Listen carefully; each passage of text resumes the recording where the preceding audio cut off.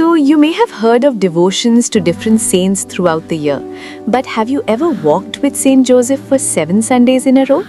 Well, starting tomorrow, we're invited into something really special, a journey called the 7 Sundays Devotion to Saint Joseph.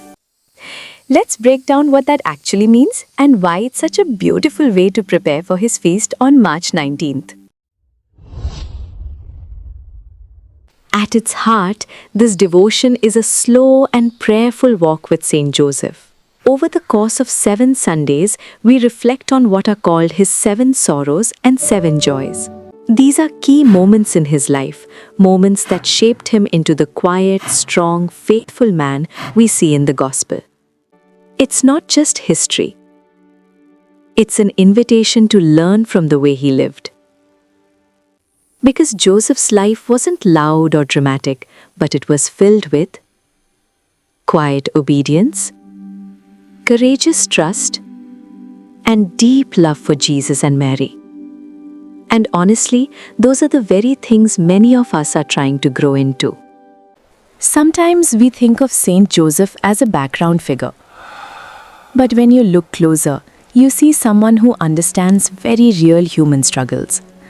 He was a protector who faced uncertainty, a provider who trusted God even in poverty, a father who guided others to Jesus without ever seeking attention.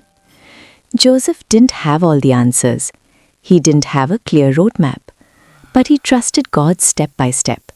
And that makes him someone we can relate to, especially in times when life feels unclear. This isn't just about learning stories from Joseph's life. It's about bringing our own lives into prayer. Over these 7 Sundays, we are invited to place our worries and responsibilities into his care, learn how to trust God when answers don't come right away. Let Saint Joseph gently lead us closer to Jesus. Each Sunday becomes a small pause in our busy lives, a moment to breathe, reflect, and pray. This journey begins Sunday, February 1, 2026. From that day forward, each Sunday leads us closer to March 19th, the feast of Saint Joseph. Week by week, we'll bring both our sorrows and our joys to the one whom God trusted with his Son. That's a powerful thought, isn't it? The guardian of Jesus, walking with us through our own struggles and blessings. If we enter into this with open hearts, these weeks can become a time of grace for our families, peace in our work, and quiet transformation in our hearts.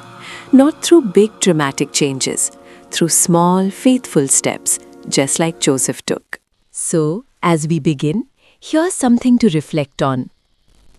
What part of your life right now needs the quiet strength of Saint Joseph? Walk this journey with us over the next 7 Sundays. Let's learn from the man who lived in the shadow of greatness and became great through faithfulness. Saint Joseph, guide us to Jesus. Pray for us.